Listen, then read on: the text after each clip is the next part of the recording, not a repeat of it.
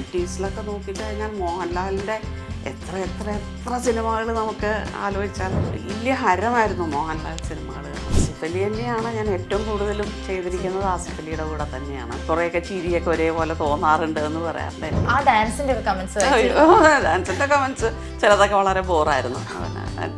കൂടുതൽ വായിച്ചാൽ നമുക്ക് വിഷമം. നെപ്പോ മമ്മിയാണ് മലയാളത്തിലെ അത് കേട്ടപ്പോ എന്ത് തോന്നി? ഞാൻ അങ്ങനെ ഒരു ഓഡിഷൻ വന്നു, ഞാൻ ചെയ്തു. അവളുടെ വഴിയിൽ അവള് ചെയ്തു. രായട്ടന്റെ വഴി ഓഡിഷന് പോയി. മറ്റേ ആൾക്ക് സിനിമ വേണ്ട എന്ന് പറഞ്ഞു.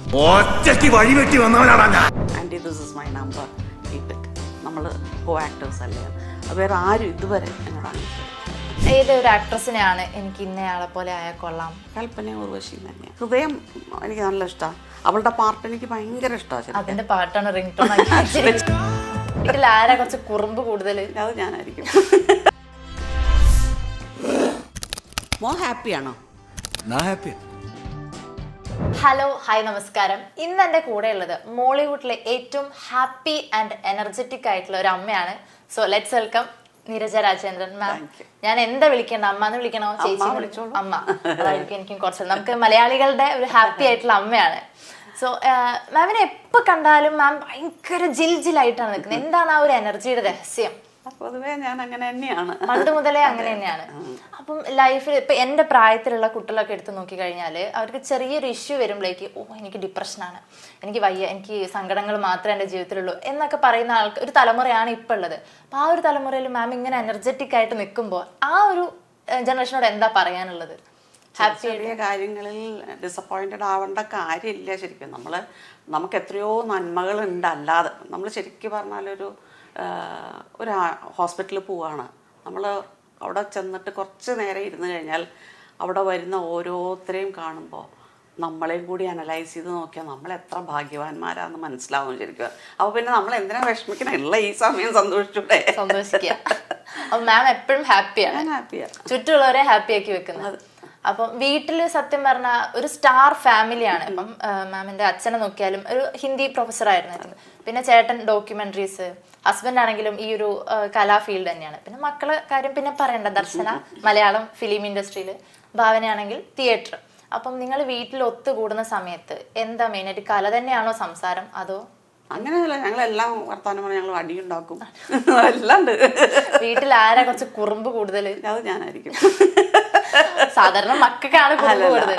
അവിടെ ശരിക്കും പറഞ്ഞാൽ ഏറ്റവും പ്രായം കുറവ് എനിക്കാണ്. അതാണ് ഏജിൻ റിവേഴ്സ് ഗിയർ ആണോ അതോ പണ്ട് മുതലേ ഈ കുറുമ്പ്? അതെ. അച്ഛൻ ഭയങ്കര സ്ട്രിക്റ്റ് ആയിരുന്നു എന്ന് ഞാൻ കേട്ടിട്ടുണ്ട്. അപ്പൊ ആ ഒരു സ്ട്രിക്ട്നെസ്സിൽ വളർന്ന് ഒരു ഫ്രീഡം വേണം അങ്ങനെ ആയിട്ടാണോ ഈ ഒരു കുറുമ്പും, അല്ലെങ്കിൽ ഭയങ്കര ഹാപ്പി ആയിട്ട് നിൽക്കുന്നത്? അതെ, എല്ലാം എനിക്ക് വേണ്ടതൊക്കെ അന്ന് ചെയ്യും. ഞാനും അത് അനിയെത്തിയത്. പക്ഷെ എനിക്ക് ഇതുവരെ അച്ഛൻ്റെ ഒരു അടി പോലും കിട്ടിയിട്ടില്ല കേട്ടോ. അതൊരു പ്രത്യേകത. അനിയത്തിക്കും ചേട്ടനും അടിയും കിട്ടിയിട്ടുണ്ട്, വഴക്കും കിട്ടിയിട്ടുണ്ട്. ഞാനെന്താ വെച്ചാൽ അങ്ങനെ തർക്കുത്തരം പറയൽ കുറവാണ്. അത് കാരണം എനിക്ക് അടിയൊന്നും കിട്ടിയിട്ടില്ല.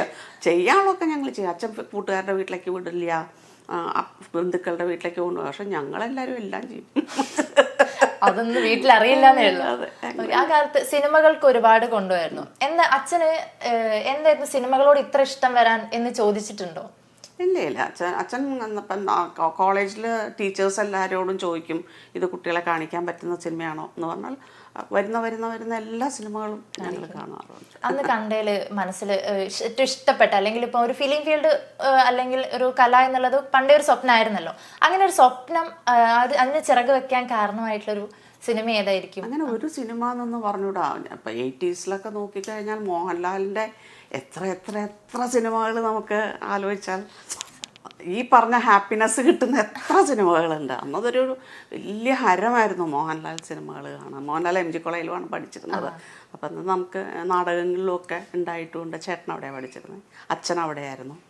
അപ്പോൾ അങ്ങനെ അറിയായിരുന്നു അങ്ങനെ. അപ്പം അപ്പോഴൊക്കെ നമ്മൾ തോന്നിയിട്ട് നമ്മളുടെ ഇടയിൽ നിന്ന് ഒരാൾ സിനിമയിലേക്ക് വരിക എന്നുള്ളതായിരുന്നല്ലോ.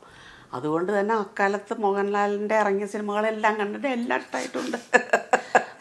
പിന്നെ അതിലും മുമ്പ് ശരിക്കും പറഞ്ഞാൽ എനിക്ക് എൻ്റെ മനസ്സിൽ ഏറ്റവും കുട്ടിക്കാലത്ത് ഓർമ്മയുള്ളത് പൂമ്പാറ്റ, രാഗം, അതൊക്കെയാണ് ശരിക്കും പറഞ്ഞാൽ എൻ്റെ പെട്ടെന്ന് ഓർമ്മയിൽ വരുന്ന.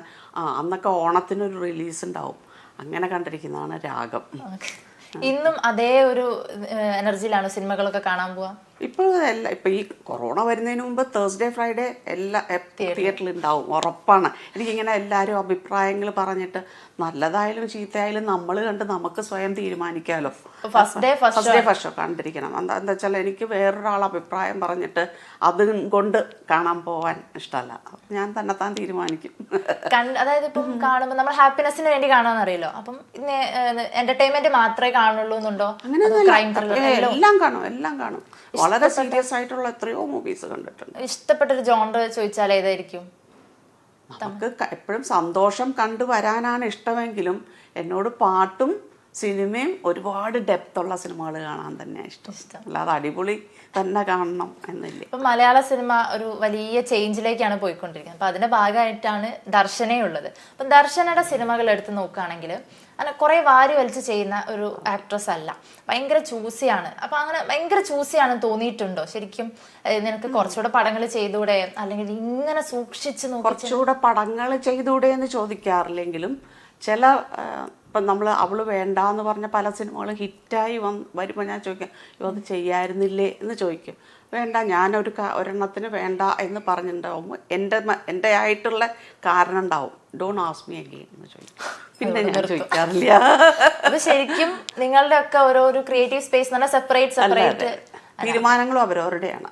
ആരും അതിനകത്ത് ഇടപെടാറില്ല. സിനിമ കഴിഞ്ഞിട്ടാണ് അതിന്റെ ചർച്ചകൾ. ദർശനയുടെ പ്രത്യേകിച്ച് നമ്മൾ ആരും ഒന്നും പറയാറില്ല. അവളുടെ തന്നെ ഇതുവരെയും അവൾ ആരാണ് ആയിട്ടുണ്ടെങ്കിൽ അത് അവളുടെ മാത്രം. സ്കൂള് തൊട്ട് കേട്ടോ, ഇപ്പോഴല്ല, സിനിമയിലോ അല്ലെങ്കിൽ അങ്ങനെയല്ല, ആദ്യം തൊട്ട് ഞാനൊരു എഴുതാൻ പോലും പഠിപ്പിച്ചിട്ടില്ല.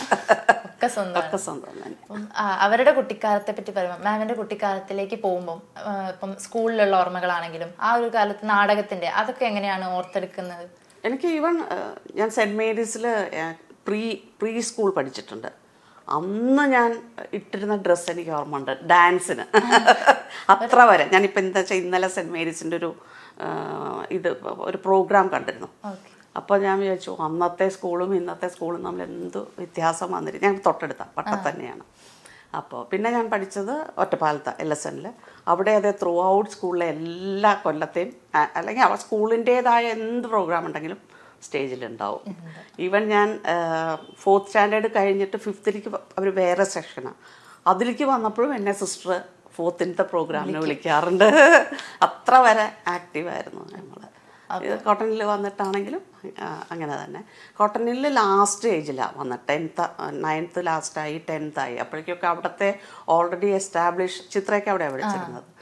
കുക്കു, പരമേശ്വരൻ അവരൊക്കെ അവിടെ തന്നെയായിരുന്നു. അപ്പോൾ അപ്പോഴേക്കൊക്കെ എല്ലാവരും അവിടെ ഉള്ള പണ്ട് മുതലേ ഉള്ളവരൊക്കെ വലിയ ആൾക്കാരായി കഴിഞ്ഞിട്ടുണ്ടായിരുന്നു. അതുകൊണ്ട് അവിടെ കുറച്ച് സമയം കിട്ടുള്ളൂ.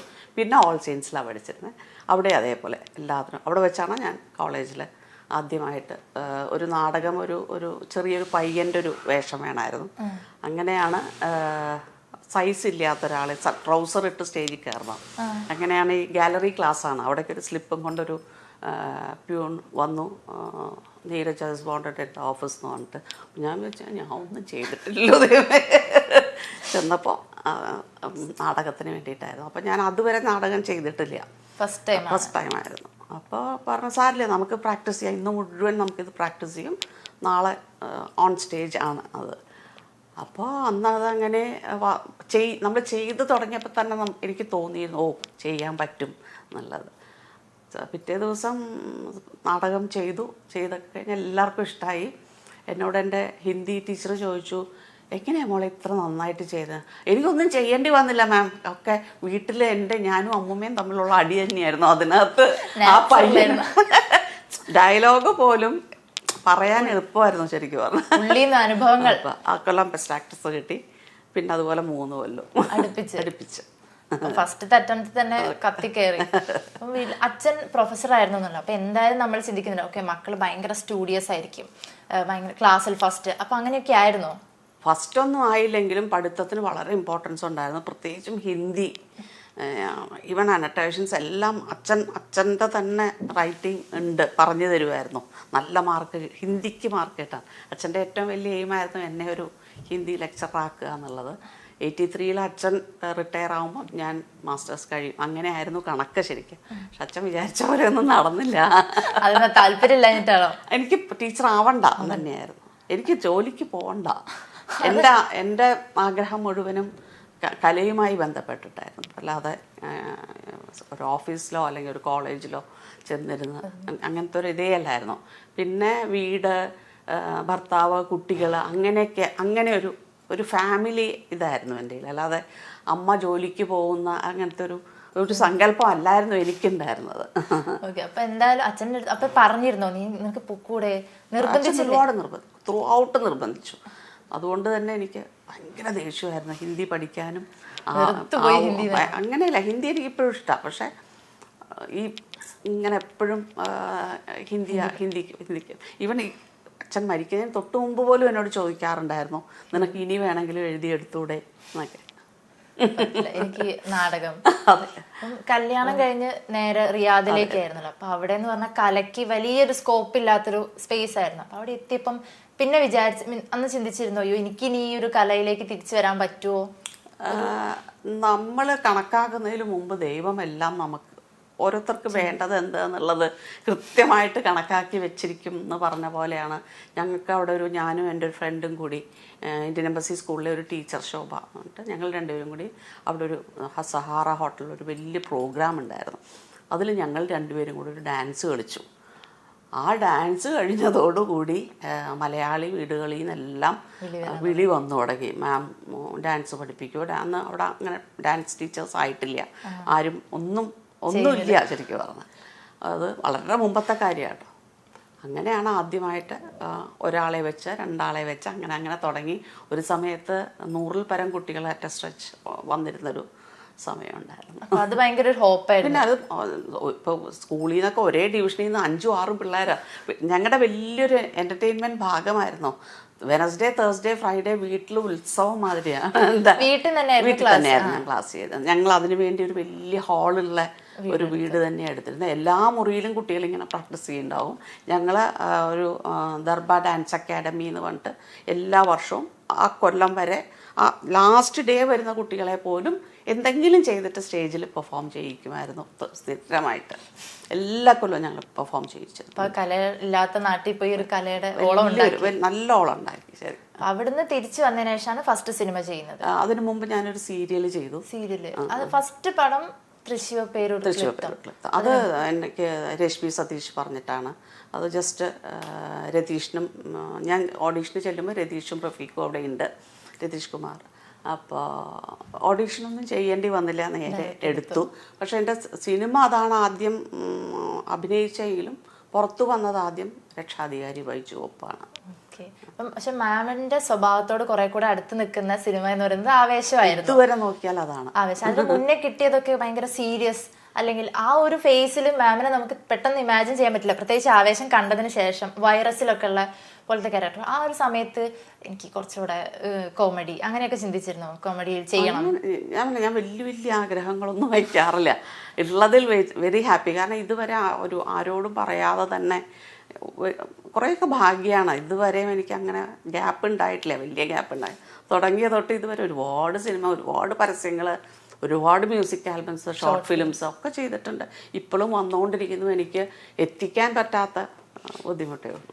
ഒരു ഷോർട്ട് ഫിലിം ഞാൻ കണ്ടിരുന്നു, മർമരം എന്ന് പറഞ്ഞിട്ടുള്ള ഒരു യക്ഷി. ആ ഒരു അതിലൊരു മുത്തശ്ശി, 80 വയസ്സുള്ള മുത്തശ്ശി ആയിട്ടാണുള്ളത്. പക്ഷെ അതിൽ കുറച്ച് ലോങ് ഡയലോഗ് ഉണ്ട്. നമ്മൾ കണ്ടിട്ടുണ്ട് KPC ലളിത ചേച്ചിയൊക്കെ അല്ല ആ ഒരു നാഗവല്ലിയുടെ സ്റ്റോറിയൊക്കെ പറയുന്നത്. അതുപോലെ ഒരു ഡിസ്ക്രിപ്ഷൻ ഉണ്ട് അതിൻ്റെ അകത്ത്. അപ്പോൾ അത്രയും ലോങ് ഡയലോഗ്സ് കിട്ടുമ്പോൾ പേടിയാണോ? ഈശ്വരൻ, ഡയലോഗ് എപ്പോഴും പേടി തന്നെയാണ്. പക്ഷെ ഇതുവരെ പ്രശ്നമൊന്നും ഉണ്ടായിട്ടില്ലെങ്കിലും എനിക്ക് എൻ്റെ ഉള്ളിൽ എവിടെയോ ഇങ്ങനെ അയ്യോ എന്നെക്കാട്ടിലും വലിയ ആൾക്കാർ ചുറ്റും നിൽക്കുമ്പോൾ ഞാൻ കാരണം വീണ്ടും ടേക്ക് വരേണ്ടി വരുമോ, അത് ഉള്ളിലുള്ളത് കൊണ്ടായിരിക്കാം ആ പേടി വരുന്നത്. പ്രശ്നങ്ങൾ ഇതുവരെ, പക്ഷെ അതിലും വലിയ ഡയലോഗാണ് ഡോണിൻ്റെ,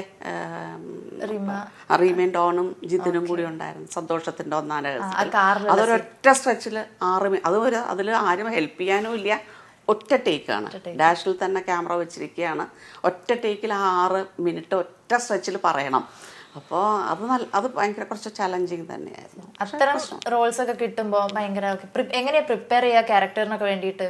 വലിയ പ്രിപ്പറേഷനൊന്നുമില്ല. അവിടെ ചെന്നിട്ടുള്ള നമ്മൾ എന്തൊക്കെ ചെയ്താലും നമ്മൾ വീട്ടിലൊക്കെ ഇരുന്നിട്ട് എന്താലോചിച്ചാലും എന്തൊക്കെ പഠിച്ചാലും സെറ്റിൽ ചെന്ന് നമ്മൾ ആ മേക്ക് ഓവർ വന്നു കഴിയുമ്പോൾ നമ്മൾ ഓട്ടോമാറ്റിക്കലി ആ ക്യാരക്ടർ ആവുകയല്ലേ. പിന്നെ അപ്പം അത് ടോട്ടലി വേറെയാണ്. ആ സിറ്റുവേഷൻസ് എല്ലാം മാറുന്നത് കൊണ്ട് അങ്ങനെ അതിലേക്ക് അങ്ങ് ആകും. ഇതുവരെയൊക്കെ അങ്ങനെയാണ്. എങ്ങനെയൊക്കെ പോയി. ഇപ്പം ആവേശത്തിന് മുന്നേയും ആവേശത്തിന് ശേഷം മാമിൻ്റെ ഒരു പബ്ലിക് ലൈഫ് എടുത്ത് നോക്കി ഒരുപാട് ചേഞ്ചസ് ഉണ്ടാവും അല്ലെ. അതായത് പണ്ട് ഒരുപാട് സിനിമകളും പരസ്യങ്ങളും ഒക്കെ ചെയ്തിട്ടുണ്ടെങ്കിൽ പുറത്തോട്ട് ഇറങ്ങുമ്പോൾ പെട്ടെന്നൊരു റെക്കഗ്നീഷൻ ഉണ്ടായിരുന്നില്ല. പക്ഷെ ഇപ്പം എല്ലാവരും ചെല്ലുമ്പോൾ ഫസ്റ്റ് ചോദിക്കുന്ന ഹാപ്പി അല്ലേ, ആ ഒരു ഡയലോഗും മാമിൻ്റെ ആ ഒരു ഫേസും ഭയങ്കരമായിട്ട് ആൾക്കാരിലേക്ക് എത്തി. അപ്പം ആ ഒരു ചേഞ്ച് എങ്ങനെയാണ് മാമിന് സന്തോഷത്തിൻ്റെ? ഒരുപാട് സന്തോഷം, ഒരുപാട് ഹാപ്പിനെസ് തരുന്നുണ്ട് എനിക്ക്. എന്താ വെച്ച് കഴിഞ്ഞാൽ ഏതൊരാളായാലും നമ്മളെ മറ്റൊരാൾ മനസ്സിലാക്കണോ അല്ലെങ്കിൽ കണ്ടാൽ തിരിച്ചറിയുന്നു, ഇത്രയും ആൾക്കാരുടെ ഉള്ളിൽ നിന്ന് ആ ഒരു അംഗീകാരം സ്വയം എടുക്കാൻ പറ്റണോ എന്നുള്ളത് വലിയ കാര്യമായിട്ടാണ് എനിക്ക് തോന്നിയിട്ടുള്ളത്. എനിക്ക് ഭയങ്കര സന്തോഷമാണ് അതിൽ. കാരണം ഇത്രയും നാൾ ചെയ്തിട്ടും ആർക്കും എന്നെ മനസ്സിലാവും. നമ്മൾ അങ്ങോട്ട് കയറി ആരോടും പറയാറില്ല ഞാൻ സിനിമ ചെയ്യുന്നു, ഇത് പറയേണ്ടി വരുന്നില്ല, അല്ലാതെ തന്നെ എല്ലാവരും മനസ്സിലാവും. അപ്പം ദർശനയുടെ ക്യാരക്ടർ എടുത്ത് നോക്കിയാലും മാമിന്റെ ക്യാരക്ടർ എടുത്ത് രണ്ടാളും രണ്ടറ്റത്ത് കിടക്കുന്ന ആൾക്കാരാണ്. ഇപ്പം എക്സൈറ്റ്മെന്റിന്റെ കാര്യത്തിലാണെങ്കിലും അപ്പം മാമിന്റെ എന്തെങ്കിലും സിനിമ കണ്ടിട്ടോ അല്ലെങ്കിൽ എന്തെങ്കിലും ഇപ്പം അന്ന് ആവേശത്തിന്റെ സമയത്ത് ഡാൻസിന്റെ വീഡിയോ ഒക്കെ കണ്ടിട്ടൊക്കെ മക്കൾ എന്താ പറഞ്ഞിട്ടുള്ള ദർശന പറഞ്ഞില്ല കേട്ടോ, ഭാവന എന്നോട് പറഞ്ഞത് അമ്മ കാണുന്നവർ എക്സൈറ്റഡ് ആവട്ടെ, അമ്മ കയറി ഇത്ര എക്സൈറ്റഡ് ആവും. ഞാൻ ശരിക്കും എക്സൈറ്റഡ് ആയിരുന്നു. അതിപ്പോ ഇപ്പം ഞാൻ ആ പാട്ട് കേട്ടാലും നമുക്ക് ഡാൻസ് വരില്ലേ, അത്രയും ബീറ്റ്സ് ഉള്ളൊരു പാട്ടല്ലേ. അപ്പോൾ അത് അന്ന് ചെയ്ത് കഴിഞ്ഞു. എന്തിനാ ചെറിയ 5-6 മാസമായ കുട്ടികൾ ആ പാട്ട് കേട്ടിട്ട് തുള്ളു നിന്നിട്ട് വേണ്ടേ? അത് ആരായാലും കേട്ടാ തുള്ളും. പിന്നെ നമ്മള് പബ്ലിക്കിന്റെ അവരെന്ത് വിചാരിക്കും എന്നുള്ളതിലാണ് ആരും ചെയ്യാത്തത്. ഒന്നുമില്ല. ഈ ഒരു ഏജിലേക്ക് എത്തുമ്പോ പൊതുവെ നമ്മുടെ നാട്ടിൻപുറത്തൊക്കെ അത്ര പ്രായമല്ലേ, കുറച്ച് മെച്യൂരിറ്റി അങ്ങനെ ചോദിച്ചിട്ടുണ്ടാവില്ലേ? എന്നോട് നേരിട്ടാരും ചോദിച്ചിട്ടില്ല, പറയണ്ടാവുമായിരിക്കും. പക്ഷെ ഞാൻ അതിലൊന്നും പോകാറില്ല. ദർശനായിട്ട് ഒരു ഇന്റർവ്യൂല് ഞാൻ കണ്ടു, ദർശനായിട്ട് ബന്ധപ്പെട്ട എന്തൊരു പോസ്റ്റ് എവിടെ വന്നാലും ഫസ്റ്റ് ലൈക്ക് അമ്മയുടേതായിരിക്കുന്നത്. അപ്പം സോഷ്യൽ മീഡിയയിൽ ഭയങ്കര ആക്റ്റീവാണ്. ഞാൻ നോക്കാറുണ്ട്, സ്ഥിരമായിട്ട് നോക്കാറുണ്ട്. എനിക്കങ്ങനെ ആരെയും ഇപ്പോൾ ഒരാൾ നമ്മളെയും കൂടി ചേർത്തൊരു പോസ്റ്റ് ഇട്ടു, അത് നമ്മൾ ഒന്നും കൂടി റീപോസ്റ്റ്, അതൊരു സന്തോഷമായിട്ടാണ് അവർക്കും സന്തോഷമല്ലേ നമ്മളത് ചെയ്തു എന്നാണ് ഞാൻ എടുക്കാറ് കേട്ടോ. എനിക്കറിയില്ല. അതായത് സോഷ്യൽ മീഡിയയിൽ ഇപ്പം പൊതുവെ നമ്മൾ പറയാറുള്ളത് ഇൻസ്റ്റഗ്രാം യൂത്തിന്റെ ആണ് എന്ന് പറയും, അതുപോലെ ഫേസ്ബുക്ക് ആണ് കുറച്ചുകൂടെ പ്രായരുടെ, അങ്ങനെ തോന്നിയിട്ടുണ്ട്. പക്ഷെ മാം പക്ഷെ ഇൻസ്റ്റഗ്രാമിലാണ് കൂടുതലുള്ളത്. അപ്പോൾ ഈ ഒരു കൂടുതൽ എനിക്ക് അപ് ടു ഡേറ്റ് ആയിട്ട് കാണുന്നത് ഇൻസ്റ്റഗ്രാമുമായിട്ടാണ്. ഓക്കെ. അപ്പോൾ ഈ പടങ്ങളൊക്കെ ചെയ്തു കഴിഞ്ഞാൽ മക്കൾ എങ്ങനെയാ ക്രിട്ടിസൈസ് അല്ല അഭിപ്രായങ്ങൾ പറയാറുള്ളത്? അതിലേറ്റവും കൂടുതൽ ഇപ്പോൾ ഇതുവരെ ചെയ്തതിൽ അഭിപ്രായങ്ങൾ നല്ലത് ഒരുപാട് പറഞ്ഞിട്ടുള്ളത് ആവേശവും വൈറസുമാണ്. അവർക്ക് ദർശനയോടും ഭാവനയോടും ഇപ്പോഴും ചോദിച്ചാൽ അവരുടെ ബെസ്റ്റ് എന്ന് ചോദിച്ചാൽ ഇതുവരെ വൈറസാണ് പറഞ്ഞിരുന്നത്. അപ്പോൾ ആ ഒരു ഒറ്റ സീനാണെങ്കിലും ആ സീൻ ഭയങ്കരമായിട്ട് എല്ലാവർക്കും അതെനിക്ക് ഇവർ മാത്രമല്ല, എനിക്ക് ഒരുപാട് പേര് ഈവൻ ഒറ്റപ്പാലം, പാലക്കാട് ആ ഭാഗങ്ങളിലെ ഒരുപാട് അമ്മമാരെന്നോട് പറഞ്ഞിട്ടുണ്ട് ഞങ്ങളുടെ വീട്ടിലത്തെ ഒരു അമ്മയെ പോലെയാ തോന്നിയെന്ന്. അത് നിപ്പയുടെ എൻ്റെ നാട്ടിലാണ് നിപ്പ വന്നത്. എൻ്റെ അവിടെ നിന്നായിരുന്നു സ്റ്റാർട്ടിങ്, ബാലുശ്ശേരി ആ ഒരു ഭാഗത്തു നിന്ന്. അപ്പം ഞങ്ങൾക്ക് ആ സമയത്ത് പേടിച്ചിരിക്കുന്നു. അപ്പം നമ്മുടെ നാടിൻ്റെ കഥ ഒരു സിനിമയിൽ വരുന്നു എന്ന് പറയുമ്പം ഭയങ്കര എക്സൈറ്റ്മെൻറ്റ്, പേടിയുമായിരുന്നു. പിന്നെ ആവേശമൊക്കെ ഇറങ്ങിയതിന് ശേഷം ഓക്കെ അത് മാം ആയിരുന്നല്ലേ നമുക്ക്, കാരണം അതിൽ ഭയങ്കര സീരിയസ് ഫേസ് ആണ്, ഭയങ്കര ഒരു ബോൾഡായിട്ടുള്ള ഒരു അമ്മയാണ്. ഒരുപാട് നടന്മാരുടെ അമ്മയായിട്ട് ചെയ്തിട്ടുണ്ട്. മോളിവുഡിലെ പുതിയ അമ്മ വേഷങ്ങളുടെ ഒരു മുഖമായിട്ട് നമ്മൾ കണ്ടു തുടങ്ങിയിട്ടുണ്ട്. അപ്പം ആ ഒരു നടന്മാരിൽ ആരാണ് കുറെ കൂടെ നമുക്കൊരു മകൻ ഫീലിംഗ് കിട്ടിയിട്ടുള്ളത്? ആസിഫ് അലി തന്നെയാണ് ഞാൻ ഏറ്റവും കൂടുതലും ചെയ്തിരിക്കുന്നത്. ആസിഫ് അലിയുടെ കൂടെ തന്നെയാണ്. കുറേയൊക്കെ ചിരിയൊക്കെ ഒരേപോലെ തോന്നാറുണ്ട് എന്ന് പറയാറുണ്ട്. എനിക്ക് അതുകൊണ്ട് ആസിഫ് അലി തന്നെയാണ് ഇതുവരെ എനിക്ക് അത്ര ഒരു ഭയങ്കര ക്ലോസ് അല്ലെങ്കിൽ ചീത്ത പറയാൻ പോലും ഉള്ള സീനുകൾ വന്നിട്ടുള്ള ഇത് ആസിഫ് അലിയോട് തന്നെയാണ്. അപ്പം ഈ സിനിമാ മേഖലയിലെ കോണ്ടാക്ട്സ് ഒക്കെ എപ്പോഴും സൂക്ഷിക്കുന്ന ആളാണ്? അങ്ങനെയൊന്നുമില്ല, ഞാൻ ആരുടെ അടുത്തൊന്നും നമ്പറും വാങ്ങിച്ചിട്ടില്ല, ആരുമായിട്ട് അങ്ങനെ ഇതിലൊക്കെ കാണുന്ന മീഡിയയിൽ കാണുന്ന ഒരു ഇതിനപ്പുറം നമ്മൾ അതിൽ ശരിക്കും പറഞ്ഞാൽ ഇപ്പം ഞാനൊരു സെറ്റിൽ ചെന്നു, നമ്മൾക്ക് നമ്പർ തരാൻ താല്പര്യമുണ്ടോ എന്നറിയില്ല. അങ്ങനെ ചെയ്ത ഒരേ ഒരാൾ പത്മപ്രിയയാണ്. ഞാൻ തെക്കൻ തല്ല് ചെയ്യുമ്പോൾ പത്മപ്രിയ ഇങ്ങോട്ട് വന്നിട്ട് പറഞ്ഞു, aunty this is my number, keep it, നമ്മൾ കോ ആക്ടേഴ്സ് അല്ലേ. അത് വേറെ ആരും ഇതുവരെ എന്നോട് അങ്ങനെ ചെയ്തിട്ടില്ല. ഭയങ്കര എന്താ പറയുക, നമുക്ക് തന്നെത്താൻ തന്നെ സന്തോഷവും അഭിമാനവും തോന്നുമോ ഒരാൾ ചെയ്തു എന്നുള്ളത്. ഞാൻ കൊടുക്കും ആര് ചോദിച്ചാലും, പക്ഷെ വേറൊരാളോട് നമ്മൾ ചോദിച്ച് വാങ്ങിക്കാറ്. സിനിമയുടെ ഇതിനകത്ത് തന്നെ ഒരുപാട് ആൻറ്റി അവരുടെ നമ്പറുണ്ടോ, ഇവരുടെ നമ്പർ, ആരുടെ നമ്പറില്ല. പ്രത്യേകിച്ച് ദർശനയും വീട്ടിൽ അവളോട് ഞാൻ ചോദിക്കാറില്ലേ, അവളുടെ ഉണ്ടാവുമായിരിക്കും, പക്ഷെ ഞാൻ ചോദിക്കാറില്ല. അപ്പം സിനിമയിലേക്ക് വന്നതിന് ശേഷം നിങ്ങൾ വീട്ടിലുള്ള ഒരു ടോക്ക് ഉണ്ടാവുമല്ലോ, അല്ലെങ്കിൽ ഇപ്പോൾ ഒരു സ്റ്റാർ ഫാമിലി ആയതുകൊണ്ട് തന്നെ ആളുകൾക്ക് നിങ്ങളുടെ ഇടയിൽ നടക്കുന്ന കാര്യങ്ങൾ അറിയാൻ കുറച്ച് ക്യൂരിയോസിറ്റി കൂടുതലായിരിക്കും. അങ്ങനെ ഒരു ഫ്രീഡം നഷ്ടപ്പെട്ടു പോയ ഒരു അനുഭവം ഉണ്ടായിട്ടുണ്ട്? അതായത് ഓവറായിട്ട് ഇടയിലേക്ക് വന്ന് അങ്ങനെയല്ല, ഇൻ്റർവ്യൂസിനൊക്കെ പോകുമ്പോൾ ദർശനയുടെ കാര്യങ്ങൾ കൂടുതൽ ചോദിക്കുന്ന ഒരു അവസ്ഥ, നമ്മളിപ്പോൾ ഒരു അറിയാതെ പറഞ്ഞു പോകും ചില ചോദിക്കുന്ന ചോദ്യത്തിനനുസരിച്ച്. അതൊക്കെ മിസ്യൂസ് ചെയ്തിട്ട് ഹെഡ്ലൈൻ അത് കൊടുത്തിട്ട് അത് നമുക്ക് അനോയ്ഡായിട്ട് തോന്നിയിട്ടുണ്ട്. ഇപ്പോൾ ഷോർട്ട് ഫിലിംസിൻ്റെ ഒക്കെ സ്റ്റോറി നോക്കുകയാണെങ്കിൽ കുറേ ഷോർട്ട് ഫിലിംസ് ചെയ്തിട്ടുണ്ട്, കുറേ പരസ്യങ്ങൾ ചെയ്തിട്ടുണ്ട്. ഇതൊക്കെ എന്തെങ്കിലും ഒരു മാനദണ്ഡം വെച്ചിട്ടാണ് ചൂസ് ചെയ്യുന്നത് അതോ? അല്ലല്ല, ഞാൻ ഒന്നിനും ഇതുവരെ ഒരു മാനദണ്ഡവും വെച്ചിട്ടില്ല കേട്ടോ. എനിക്ക് എന്നെ സംബന്ധിച്ചിടത്തോളം ഏത് വർക്കായാലും ഏത് തരം വർക്കായാലും അതൊരു ഒരു അവസരമല്ലേ നമുക്ക്. നമ്മുടെ അത് ചെയ്യും, ഞാൻ ചെയ്യാറുണ്ട്. ഇപ്പോഴും 3-4 വന്നിട്ടുണ്ട് പരസ്യങ്ങൾ, അല്ല ഷോർട്ട് ഫിലിംസ് തന്നെ വന്നിട്ടുണ്ട്. ഓക്കെ, ഇപ്പൊ ഹസ്ബൻഡ് ആണെങ്കിൽ നിങ്ങൾ ഒരുമിച്ച് കുറെ പരസ്യങ്ങൾ ചെയ്തിട്ടുണ്ട്, ഷോർട്ട് ഫിലിംസ് ഒക്കെ ചെയ്തിട്ടുണ്ട്. അപ്പൊ നിങ്ങൾ തമ്മിലുള്ള ആ ഒരു ക്യാമറയുടെ മുന്നിലുള്ള ഒരു കെമിസ്ട്രി എങ്ങനെയാണ്? വീട്ടിലുള്ളത് വേറെ ആയിരിക്കുമല്ലോ, നമുക്ക് ക്യാമറയുടെ മുന്നിലേക്ക് വരുമ്പോൾ. ഷോർട്ട് ഫിലിംസിനെക്കാട്ടിലും കൂടുതൽ മ്യൂസിക് ആൽബംസാണ് ചെയ്തത്. അതിൽ നമുക്ക് കയറി ഹെഡ് ചെയ്തിട്ടോ അല്ലെങ്കിൽ മത്സരിക്കേണ്ടതായിട്ടുള്ള അവസരങ്ങൾ വന്നിട്ടില്ല. അത് പിന്നെ മ്യൂസിക് ആൽബത്തിൽ നമുക്കായിട്ട് ഡയലോഗ്സും കുറവാണല്ലോ, അതുകൊണ്ട് അങ്ങനെ ഹസ്ബൻഡ് ആൻഡ് വൈഫ് എന്നുള്ള നിലയ്ക്ക് അങ്ങനത്തെ ഇത് വന്നിട്ടില്ല. പിന്നെ ഉള്ളത് മറ്റേ ജിസ് ജോയുടെ പടത്തിൽ, വേഗം കിട്ടുന്നില്ല എനിക്ക്. അതിൽ ഞങ്ങൾ 3 പേരുണ്ട്. ദർശന റേഡിയോ ജോക്കി ആയിട്ട്, അപ്പോൾ വിജയ് സൂപ്പറും പൗർണമിയും. അപ്പോൾ അതിലും അതെ, അങ്ങനെ ഹെവി ഡയലോഗ്സോ അങ്ങനെയൊന്നുമില്ല. ഞങ്ങളുടെ ഫ്രണ്ടിനെ കാണാൻ മക്കളും കൂടി ആയിട്ട് വരുന്ന ആ ഒരു സീൻ. അല്ലാതെ ചെയ്തിരിക്കുന്നതൊന്നും ഞങ്ങൾ രണ്ടുപേരും കൂടെ കോമൺ ആയിട്ട് ഇത്ര ഒരു പ്രശ്നം വരുന്ന രീതിയിലോ അല്ലെങ്കിൽ അങ്ങനത്തെ. നിങ്ങളത് പ്രണയവിവാഹമാണെന്ന് കേട്ടിട്ടുണ്ട്. അതിൽ ഒരു ഇന്റർവ്യൂവിൽ ഞാൻ കേട്ടത് അച്ഛൻ ചോദിച്ച സമയത്ത്, അന്ന് നിങ്ങളിപ്പോൾ പ്രണയിച്ചുകൊണ്ടിരിക്കുകയാണോ, അന്നും പ്രണയിക്കുകയാണ് ഇന്നും പ്രണയിക്കുകയാണെന്നു. അപ്പോൾ ശരിക്കും കോളേജ് ടൈമിൽ തുടങ്ങിയതായിരുന്നു നിങ്ങളുടെ പ്രണയം? ഒരു 5 വർഷം മുമ്പ് 83-ലായിരുന്നു കല്യാണം, 78 തൊട്ടൊക്കെ. പക്ഷെ പെൻ ഫ്രണ്ട്സ് എന്ന് പറയാനേ പറ്റുള്ളൂ. രാജനും ഇവിടെ ആയിരുന്നില്ല, ബോംബെയിലായിരുന്നു. അത് കഴിഞ്ഞ് റിയാദിലായിരുന്നു ഓൾറെഡി കല്യാണം കഴിക്കുമ്പോഴും. അപ്പോൾ നമ്മൾ കത്തുകൾ വഴിയുള്ള ഒരുപാട് കത്തുകൾ എഴുതിയിട്ടുണ്ട്. നിങ്ങൾ നമുക്കൊരാളെ കാണുമ്പോൾ ഓക്കെ ഇയാൾ കൊള്ളാം അങ്ങനെ തോന്നിയിട്ടുള്ള നിങ്ങളുടെ ഇടയിലുള്ള ആ ഒരു റാപ്പ് എങ്ങനെയായിരുന്നു?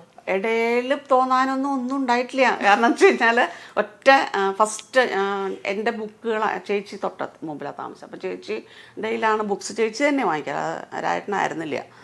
ബുക്ക് വാങ്ങിക്കുക. അപ്പോൾ ലാസ്റ്റ് ആ പോകുന്ന സമയത്ത് അതിനകത്തൊരു ID കാർഡ് ഉണ്ടായിരുന്നു.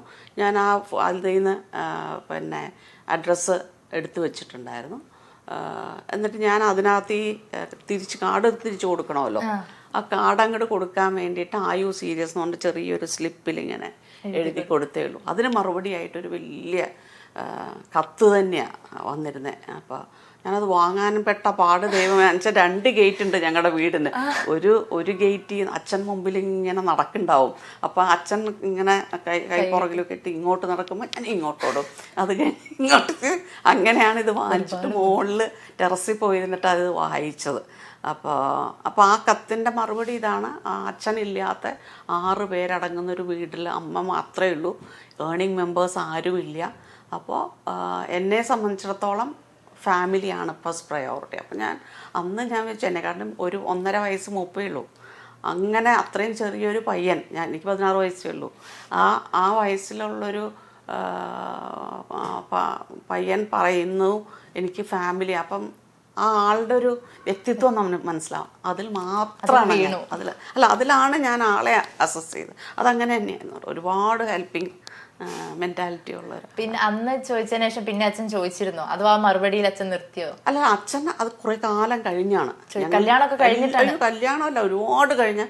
ഇപ്പം ഈ വളരെ അടുത്ത കാലത്താണ് ഞങ്ങളെല്ലാവരും കൂടി ഒരു ഫംഗ്ഷന് പോകുന്ന സമയത്ത് കാറിലിരുന്നപ്പോഴാണ് ചോദിച്ചത്, ഒരു കാര്യം ചോദിക്കാനുണ്ട്. അച്ഛൻ ഈ ഭാഷയിലാണ് സംസാരിക്കുന്നത്. അപ്പൊ നെഞ്ഞത്തൊരു പെടച്ചിലായിരുന്നു. മറുപടി തന്നെ ആയിട്ടാ പറഞ്ഞത്, ഞാനല്ല.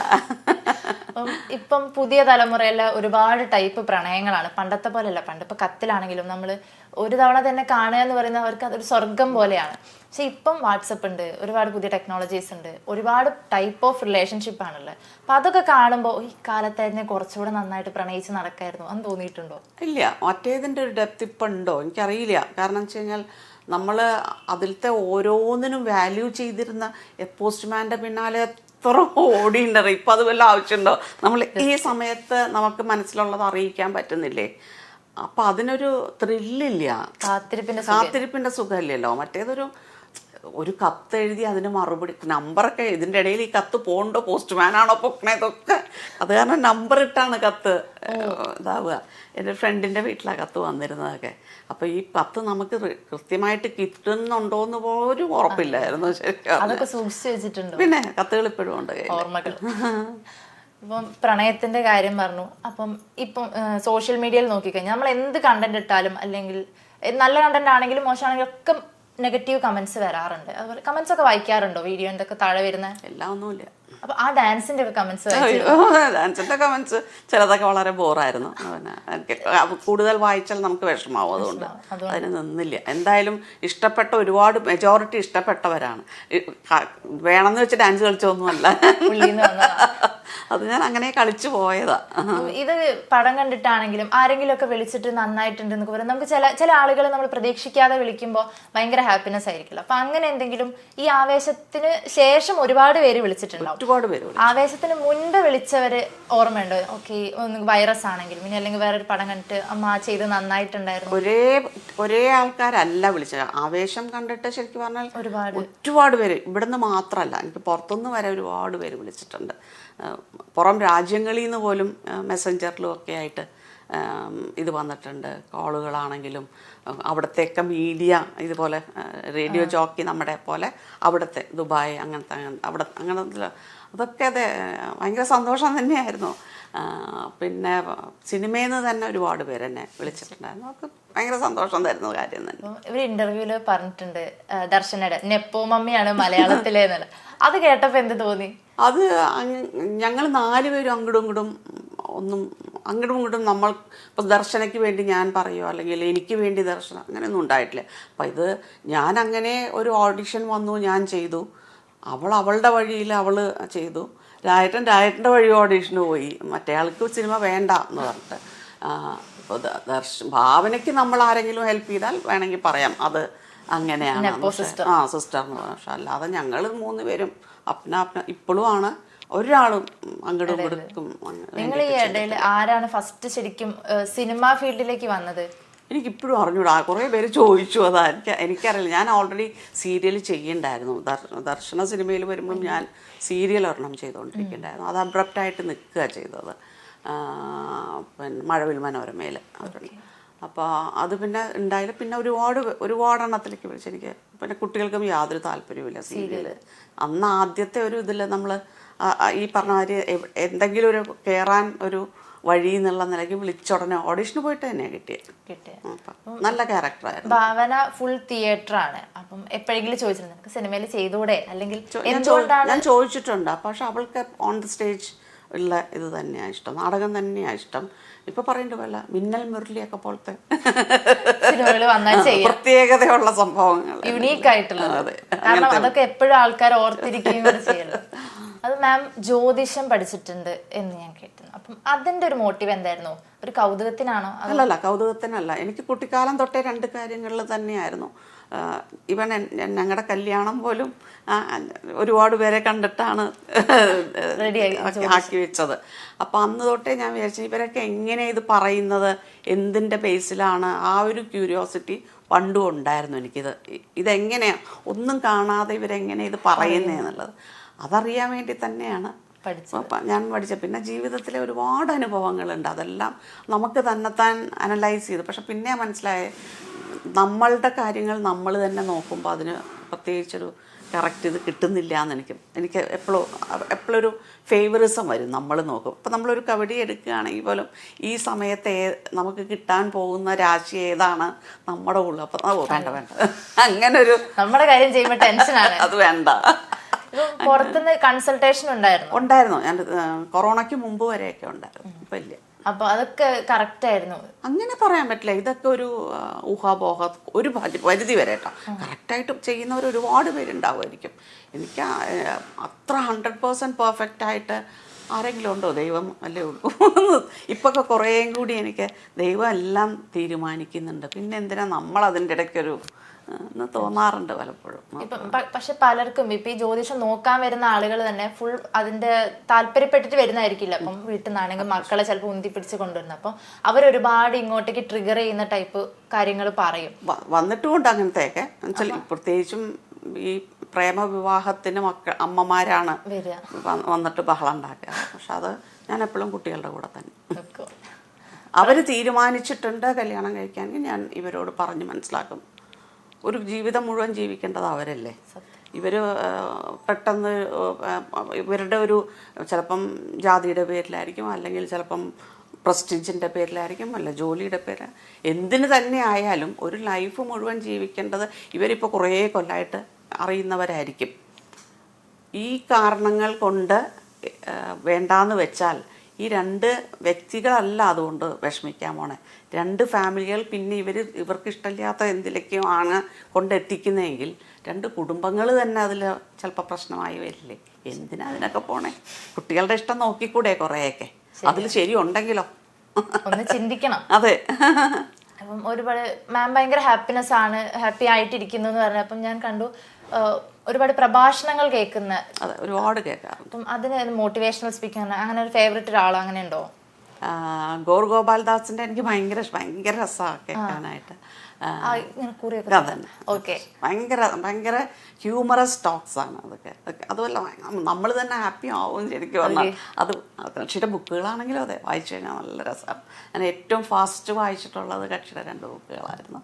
പിന്നെ അങ്ങനെ ഇന്ന ആളുടേന്നില്ല കേട്ടോ. എനിക്ക് ഭാഗവതമൊക്കെ ഞാൻ സ്ഥിരമായിട്ട് കേൾക്കും. എനിക്ക് കേൾക്കുന്നതാണ് കൂടുതൽ ഇഷ്ടം. കുറേ കൂടി മനസ്സിൽ നിൽക്കുന്നത് കേൾക്കുന്നത് തന്നെയാണ്. അതിപ്പോൾ ഒരാളുടെ അല്ല, പലരുടെയും മാറി മാറി കേൾക്കും. ടെക്നോളജി ഒക്കെ കുറെ മാറുന്നുണ്ടല്ലോ. അപ്പൊ സിനിമയുടെ ഇപ്പം മാം ഫസ്റ്റ് ഒരു ക്യാമറയുടെ മുന്നിൽ നിന്ന് ആ ഒരു ടൈം ഏതായിരുന്നു? ഈ പുതിയ ടെക്നോളജി ഒക്കെ വന്നതിന് ശേഷമാണോ? അതെ. സീരിയലിലാണെങ്കിൽ ഈ മഴവിൽ മനോരമയിൽ വന്ന സീരിയലിന് വേണ്ടിയിട്ടാണ് ആദ്യം. സിനിമയിലാണെങ്കിൽ തൃശ്ശൂർ പേരുക്ലിപ്പത്തിന്. അപ്പം ഒരുപാട് ചേഞ്ചസ് ഒക്കെ ഉണ്ടല്ലോ. അതിന് ശേഷമാണെങ്കിലും ഇപ്പൊ നമുക്ക് പെട്ടെന്ന് ഒരു സീൻ എടുത്തു കഴിഞ്ഞാൽ അപ്പൊ തന്നെ പോയി സ്ക്രീനിൽ കാണാം. അപ്പൊ നമ്മൾ തന്നെ അനാലിസ് ചെയ്യും, വേണ്ടായിരുന്നു ഒന്നുകൂടെ മാറ്റണം, അങ്ങനെ പറഞ്ഞിട്ടുണ്ടോ? ഇല്ല, അങ്ങനെ തോന്നിയിട്ടില്ല. ഡയറക്ടേഴ്സ് ആക്ട്രസ് ആണ് മിക്കവാറും എല്ലാം. ഇവൻ ഇതിൽ പോലും നമ്മുടെ ആ അടുക്കളയിലെ സീനൊക്കെ ഞാൻ ജിത്തു പറഞ്ഞ പോലെ പറയാനൊന്നും ഉണ്ടായിരുന്നില്ല. പക്ഷേ എന്താ പറയുക, ഇപ്പം ആ ചായ ഇങ്ങനെ കുടിച്ചിട്ട് കിട്ടുന്ന ആ ഒരു ശബ്ദം, അതൊക്കെ ജിത്തു തന്നെയാണ് എന്നോട് എക്സ്പ്ലെയിൻ ചെയ്ത്. ഇന്നതുപോലെ എന്ന് പറഞ്ഞിരുന്നൊക്കെ ജിത്തു തന്നെ, അവരുടെ തന്നെയാണ്. നമ്മളൊരാളെ എപ്പോഴും റോൾ മോഡലാക്കി വെക്കുമല്ലോ. അപ്പം ഏതൊരു ആക്ട്രസിനെയാണ് എനിക്ക് ഇന്നയാളെ പോലെ ആയാൽ കൊള്ളാം എന്ന് തോന്നിയിട്ടുള്ളത്? അതുപോലെ എനിക്ക് ആവണം ആഗ്രഹമൊക്കെ? കൽപ്പന ഉർവശി തന്നെയാണ് എനിക്ക്. കോമഡി അങ്ങനെ ഉർവശിയുടെ ജെ ബേബി കണ്ടു കഴിഞ്ഞാൽ കോമഡി അല്ലല്ലോ, വേണ്ട, വെറുതെ നടക്കുന്ന കണ്ടാൽ മതിയല്ലോ. ആ വീട്ടിൽ നിന്ന് ഇറങ്ങിയിട്ട് നടക്കുന്ന കണ്ട അതിലുണ്ടെല്ലാം. അപ്പോൾ അതുപോലെയൊക്കെ അഭിനയിക്കാൻ പറ്റിയ വലിയ ഭാഗ്യ. ഭാവിയില് പലരും കമന്റിലൊക്കെ ഞാൻ കണ്ടിട്ട് ഭാവിയിലെ കവിയൂർ പൊന്നമ്മ മീൻസ് അങ്ങനെ ഒരുപാട് ഫേസിന്റെ അവരൊക്കെ എന്താ പറയാ, ജം എന്ന് തന്നെ പറയാം.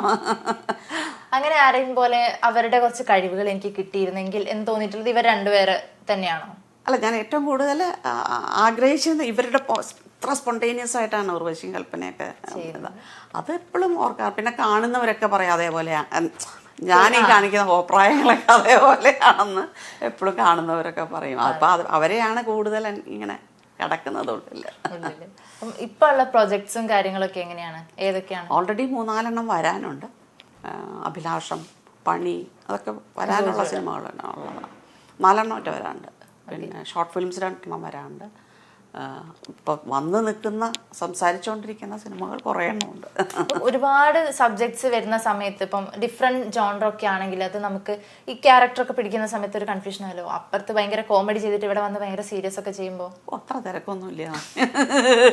അല്ല മീൻസ് ഷോർട്ട് ഫിലിം മാത്രമല്ലല്ലോ, ഷോർട്ട് ഫിലിം ഉണ്ട്, ഷോർട്ട് ഫിലിംസിൽ ഒരുവിധം എല്ലാത്തിലും കരച്ചിൽ തന്നെയാണ് വന്നിരിക്കുന്നത്. ഇതുവരെ എല്ലാം നല്ലോണം കരയുന്നത് തന്നെയാണ് വന്നിരിക്കുന്നത്.